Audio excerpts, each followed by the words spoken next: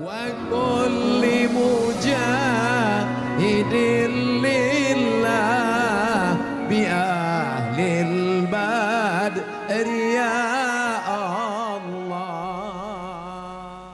Bacaan-bacaan maulid tadi yang diulang-ulang oleh para habaib dan kiai alim ulama didengar oleh telinga, maka itu akan terngiang-ngiang waktu kita nanti mau sakaratul maut. Jadi kalau ditanya orang, ngapain maulid lagi, maulid lagi, maulid lagi? Ini kan bukan Rabiul Awal lagi. Ini sudah Jumadil Akhir, Rajab, Sa'ban. Kenapa kalau pertemuan Anda baca maulid? Berharap syafaat Rasulullah sallallahu alaihi wasallam. Mudah-mudahan saat mau sakaratul maut itu orang yang suka bersolawat dibantu waktu sakaratul maut ringan. Allahumma hawwin alaina fi sakaratil. Ketika ruhnya keluar, lalu kemudian pertanyaan mungkar nakirnya dapat solawat dimudahkan.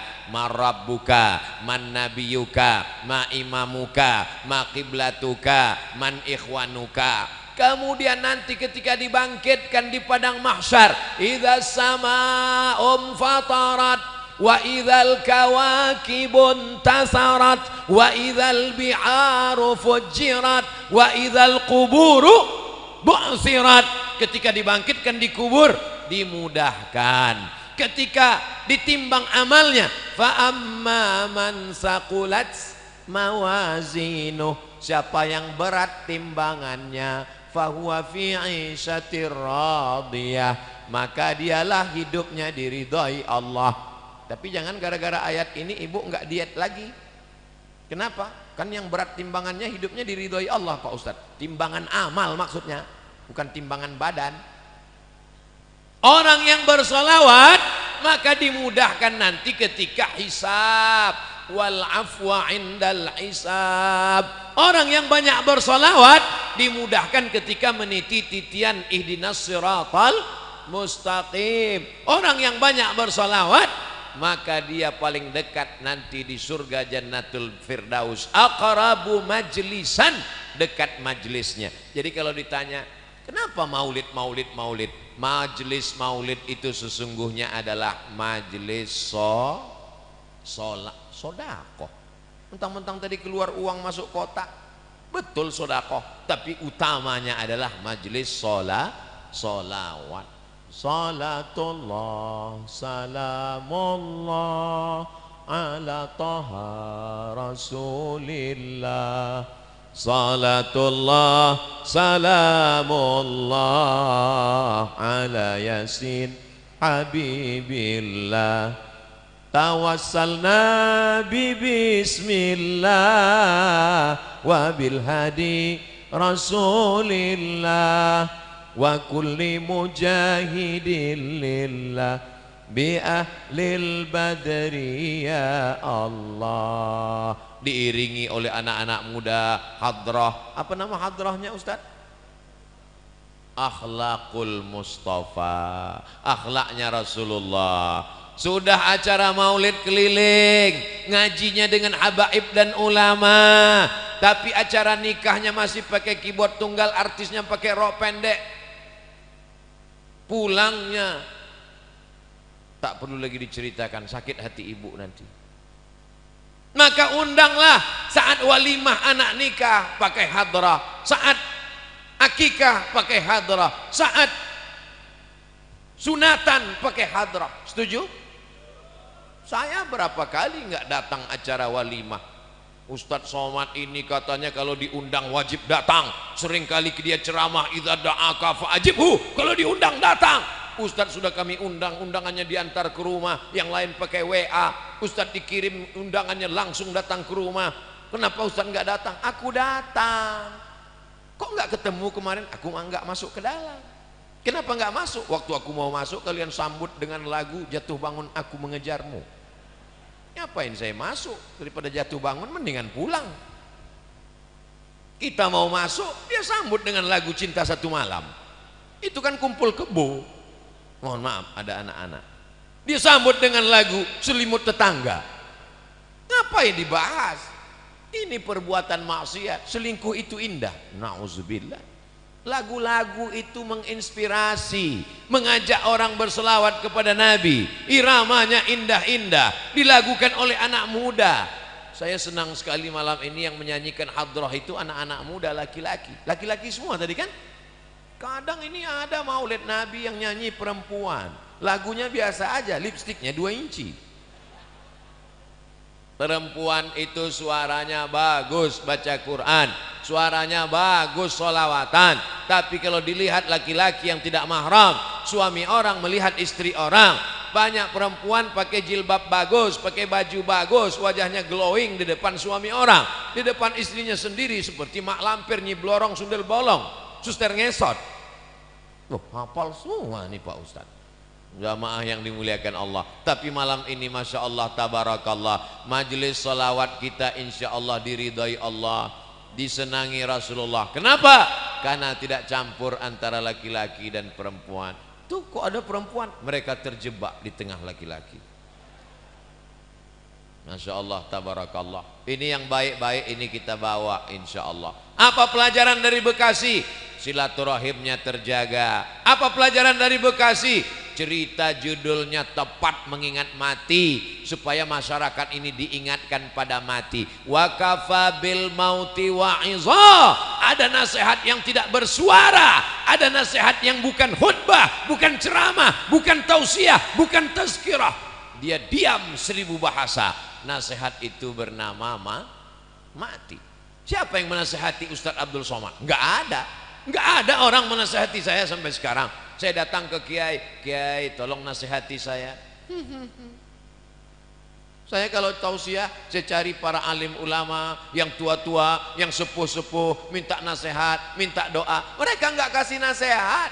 Mereka katakan, ya Ustadz sudah tahulah, sama-sama saja kita berdoa kepada Allah. Nasihat yang paling dalam, yang masuk ke dalam otak dan hati saya adalah ketika melihat orang mati terbujur kaku, yang selama ini dihormati, dibanggakan, dimuliakan, disanjung tinggi. Kalau datang disambut dengan baleho dan karpet warna merah. Tapi lalu kemudian ketika mati menghadap Allah, terbujur di ruang tamu dan tidak sampai 24 jam dibawa keluar. Rumahnya rumah dia, yang membangunnya dia, yang beli tanahnya dia, yang cari arsiteknya dia, yang mengumpulkan uangnya dia.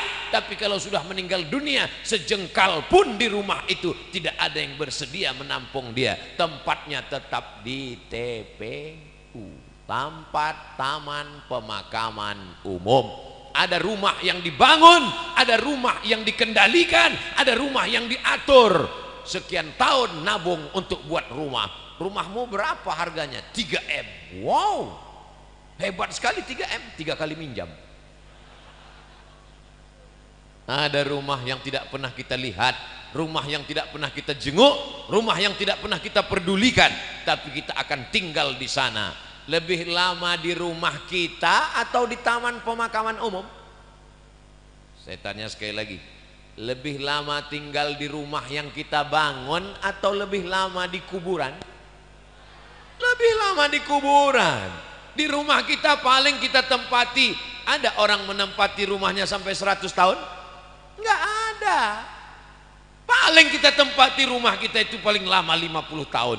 Itu pun kalau umur kita 75 tahun. Umur 25 bangun rumah atau mewarisi rumah bapaknya. Kita cerita bukan rumah bapak kita, bukan rumah kakek kita, rumah kita tempati cuma 50 tahun. Setelah itu kita masuk liang lahat. Yang meninggal tahun 1945 saat ditembak oleh Belanda, sampai sekarang berarti dia sudah dikubur berapa tahun? Maka sampai masanya nanti hari kiamat, ada yang di liang lahat sampai 100 tahun, ada yang sampai 1000 tahun lamanya. Apa yang sudah kau persiapkan? Amal jariyah. Yatsba'ul mayyita thalathun, yang mengiringi mayat sampai ke liang lahat ada 3. Ahluhu, istrinya ikut mengiring, anaknya datang, jamaah semua datang, tapi cuman sampai ke pintu liang lahat. Setelah itu mereka masukkan ke dalam. Setelah itu mereka kemudian naik ke atas, mereka ambil pacul, cangkol dan skop, mereka katakan mari kita timbun, kita injak biar padat. Setelah itu ditancapkan kayu nisan. Setelah itu mereka pun berdoa. Setelah itu mereka pun pulang ke rumah. Anaknya nangis pada hari yang pertama. Hari kedua dia mulai tersenyum. Kirim rek spasi lucu, kirim ke 9090. Kiki. Tapi kalau anakmu soleh, dia akan bangun di tengah malam. Rabbi firli wali walidayya warhamhuma kama rabbayani shaghira. Gimana anak ibu? Ingat dengan suami ibu? Ingat dengan ayahnya? Alhamdulillah Pak Ustaz. Malam-malam saya bangun jam 2, saya dengar di samping kamar ada baca Yasin. Yasin wal Qur'anil Hakim innaka laminal mursalin ala siratim mustaqim tanzilal azizir rahim. Lalu saya pun bangun Pak Ustadz, senangnya hati saya, anak saya baca Quran untuk ayahnya. Begitu saya buka pintu kamar, ternyata TV belum mati Pak Ustadz. Mudah-mudahan anak kita termasuk yang tetap kirim Yasin untuk kita tiap malam. Kita pesankan ke mereka supaya tahajud, berzikir, berdoa. Ya Allah, sampaikanlah pahala tahlilku. La ilaha illallah tahlil, subhanallah tasbih, tahmid, alhamdulillah, takbir, Allahu akbar, salawat. Lalu kemudian dia bawa anak istrinya baca Quran. Wa idza khatimul Qur'ana, kalau dikhatamkan mereka Quran 30 juz, fahuwa hasanun, sepaling bagusnya sekhatam Al-Quran 30 juz. Kalau tidak sanggup khatam Quran, likulli syai'in qalbun, segala sesuatu punya hati. Wa qalbul Quran, hatinya Al-Quran adalah Yasin. Dan kalau tidak sanggup baca Yasin, Ummul Quran Al-Fatihah, level paling tinggi sekhatam. Tak sanggup sekhatam Yasin, tak sanggup Yasin, Ummul Quran. Itulah tadi yang Pak Bupati mengajak kita, mari kita bacakan suratul Fatihah. Fatihah pun tidak mau. Innalillahi wa inna ilaihi raji'un. Apa yang kau balaskan untuk ayahmu? Berapa kali dia tidak jadi ganti baju hari raya demi uang sekolahmu? Sekolahmu memang online, tapi bayarannya offline. Berapa kali ibumu tidak jadi hari raya buat kue demi untuk sekolahmu, demi untuk air susumu, demi untuk makan minummu. Meregang nyawa dia melahirkan. Andai kau gendong dia dari Bekasi ke kota Makkah, tawaf 7 putaran, sa'i Safa dan Marwah, wukuf di padang Arafah, melontar jumrah, belum tentu dapat menebus sekali teriakannya saat melahirkanmu. Betul ibu? Ternyata ibu tidak ada yang teriak waktu melahirkan. Kenapa? Dia pingsan di operasi.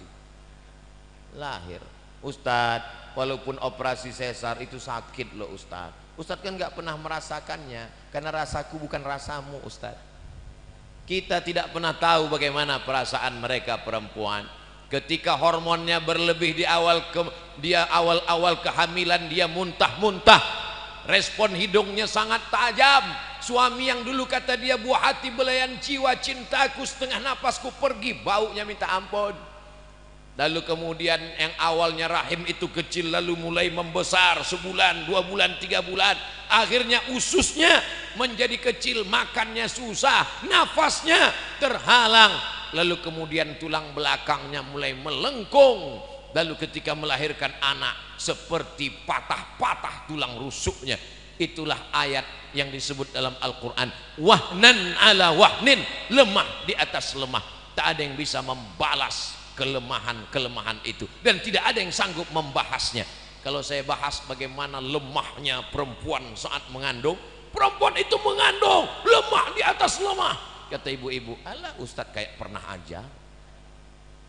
Maka kita balaskan. Yang ibunya masih hidup, mudah-mudahan masih sempat berbakti kepada orang tua.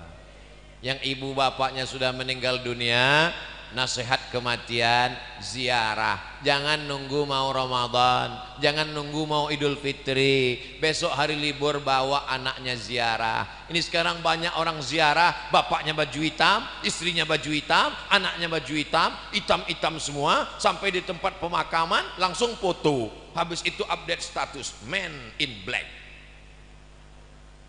Apa ini? Ini bukan ajaran Islam. Ajaran Islam adalah saat di tempat pemakaman baca doa, assalamualaikum ya alad diyar minal mu'minin wa inna insyaallahu bikum lahiqun yarhamullahul mustaqdimina wal mustakhirin nas'alullaha lana wa lakumul afiyah. Oh, bacaannya panjang Pak Ustadz. Ya, tapi kami bacaannya pendek. Apa bacaannya? Assalamualaikum ya ahlal kubur. Itu namanya doa minimalis.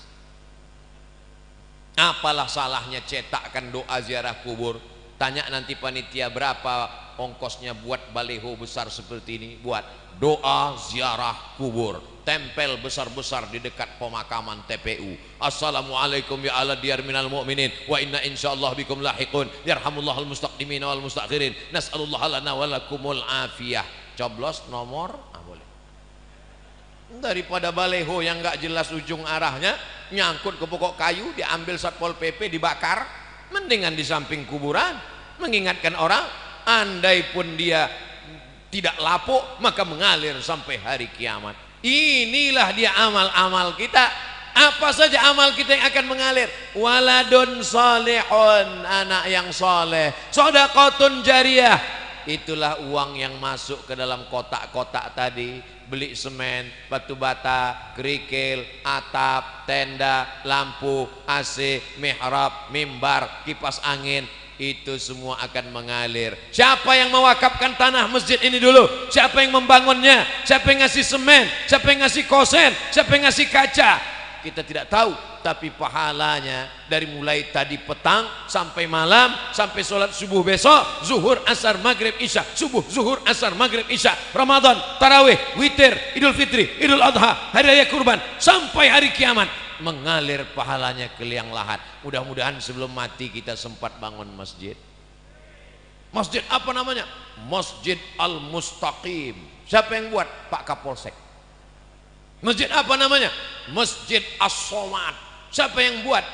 Ustadz Somad. Sudah ada? Belum lagi. Tapi insya Allah kalau kita berniat sebelum mati mesti ada. Saya diundang ke Jambi, diajak untuk meresmikan masjid. Jalannya jauh, naik mobil. Dalam hati saya, mau dibawa kemana lah ini? Begitu sampai, musola kecil. Ya Allah, apa kelebihan musola ini? Apa kelebihannya? Berikut ini mari kita dengarkan kata sambutan dari Bapak Kapolsek. Saya sebagai Kapolsek, kumisnya melintang. Saya sebagai Kapolsek di tempat ini, Pak Ustadz risau karena tidak ada tempat sholat. Orang sholat di kamar. Maka saya kumpulkan di antara anak-anak buah saya. Kita beli semen, batu bata, akhirnya jadilah musola ini. Dan saya bertekad kalau siap, yang meresmikannya adalah Ustadz Somad. Oh, begitu kronologisnya. Dan orang tidak berani nolak. Kasih semen, siap. Jadilah musola. Jabatanmu tak lama, tapi yang kekal abadi adalah masjid. Presiden kita, proklamator kita, Insinyur Soekarno cerdas.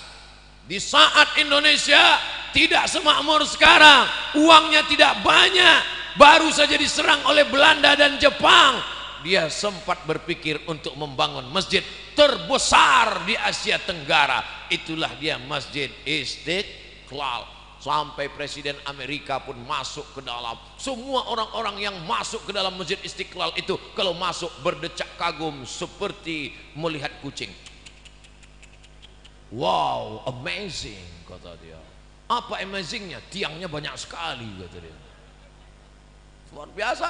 Sampai sekarang mengalir pahalanya sampai hari kiamat. Berganti lagi zaman, akhirnya setiap kabupaten, setiap kota di Indonesia ada masjid, punya ciri khas. Apa dia? Bangunannya tidak pakai kubah, tapi pakai atap seperti masjid kerajaan Islam Demak, bangunan Wali Songo. Dan itulah dia sampai sekarang disebut dengan Masjid Muslim Pancasila. Sampai hari kiamat akan mengalir pahalanya. Maka kita pun berpikir, jangan mati sebelum bangun masjid. Saya nggak bisa bangun masjid Pak Ustadz, bangun musola nggak apa-apa. Surau Pak Ustadz, oke. Langgar Pak Ustadz, nggak apa-apa. Orang Jawa dilanggar nggak mati. karena dia berzikir di dalam langgar, dalam surau. Hanya saja surau, langgar dan musola tetap di dalamnya usolli sunnatan tahiyatal masjid, karena di sana ada sholat 5 waktu, subuh, zuhur, asar, maghrib, isya. Bedanya cuman nggak ada sholat Jumat. Di masjid kita ini ada, ini surau apa langgar apa musola? Ini masjid. Dari mana Ustaz tahu masjid? Ada mimbarnya, ada sholat Jumat. Di tempat kami ada mimbar Pak Ustaz, tapi nggak ada sholat Jumatnya. Berarti itu mimbar dangdut. Mimbar tempat khotib naik ke atas menyampaikan khutbah, usikum wa nafsi bitaqwallah, aku pesankan kepada kamu, takutlah kepada Allah. Laki-laki yang gagah, perkasa, sehat, tidak musafir, tidak sakit, maka dia mesti mendengar wasiat takwa yang disampaikan dari mimbar. Kenapa tablik akbar kita tidak dibuat di dalam masjid? Barulah sadar, karena kalau dibuat dalam masjid tidak muat. Ini masjid nampaknya kekurangan, bukan kekurangan jamaah. Banyak sekarang masjid kekurangan jamaah, tapi di Bekasi masjid kekurangan tempat. Insya Allah panjang umur sehat badan, masjid ini semakin besar insya Allah, amin. Kalau mau tahu berhasilnya tablik akbar malam ini, lihat subuh besok. Kalau subuh besok sopnya bertambah, berhasil. Tapi kalau cuman pemain inti yang azan tetap itu, as-salatu khairum minan naum, hancurlah kita. Tapi begitu besok as-salatu khairum minan naumnya luar biasa. As-salatu khairum minan naum.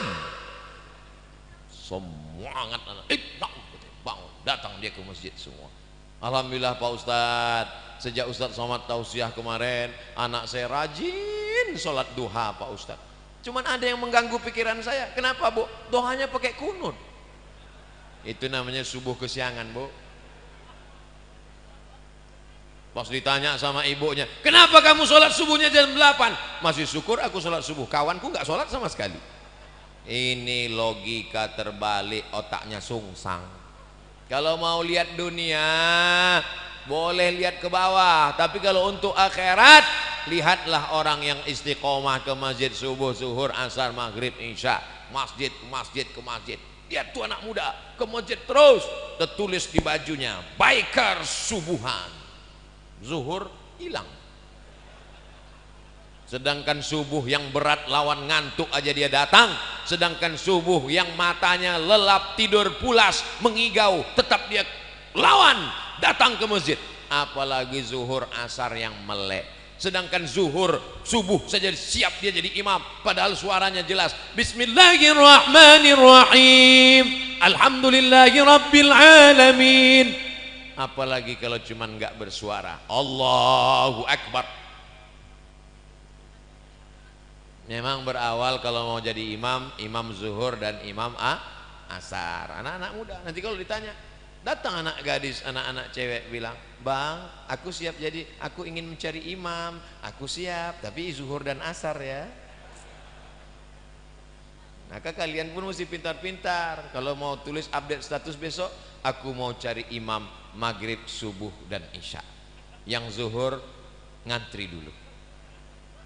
Berawal dari keterpaksaan, berawal dari keterpaksaan, berubah menjadi kebutuhan, akhirnya kebiasaan. Allah bisa karena biasa. Tadi tausiah saya mulai jam 9 kurang 10, sekarang jam 10 kurang 10, 60 menit kita bersama sesuai tertulis di botol minuman santri. Oh, botolnya kecil 330, berarti udah lewat, mestinya setengah jam tadi. Tapi orang Bekasi ini cerdas, dia buat sesuatu yang berkesan, dia kasih susu.